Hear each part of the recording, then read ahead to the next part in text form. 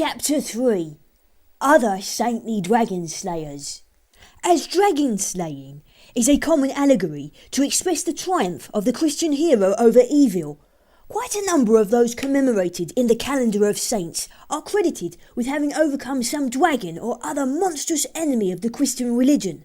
The Saviour himself and the Virgin Mary, if not exactly numbered among the dragon slayers, are represented as trampling underfoot the Old Serpent of Evil.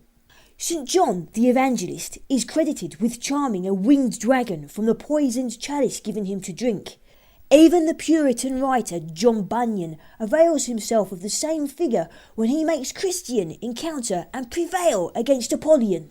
In the early centuries of the Church's history, when Christendom was beset on many of its borders by various forms of gross heathenism, the opportunities of rising to the canonical degree of heavenly sanctity by spiritual conquests over prevailing evil were always discoverable by the heroically inclined. So firmly was the idea of religious dragon slaying impressed on the minds of the early Christians that the consideration of it as an hereditary virtue passing from father to son seemed quite a reasonable proposition to entertain.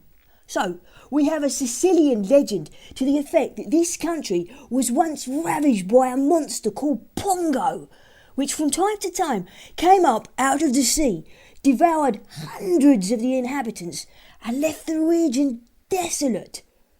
After these depredations had gone on for a long time, the country was at last saved from further ravagings by the three sons of the mighty champion St. George, who went forth with their father's valour and slew the amphibious monster.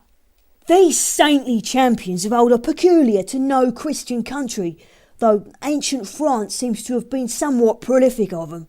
Thus, Saint Romain of Rouen destroyed a huge dragon called the gargoyle, which ravaged the Seine. Saint Florent killed a similar dragon which haunted the Loire. Similar feats were performed in Brittany by St. Cadoc, St. Maudet and St. Paul. While on the eastern frontiers at Aix-la-Chapelle, the terrible dragon called Tarasque was slain by St. Martha. In England, there is a legendary record of only one saintly dragon slayer, St. Cain of Cornwall. St. Cadoc was born the son of a Welsh prince but entered religion and became abbot of Chepstow.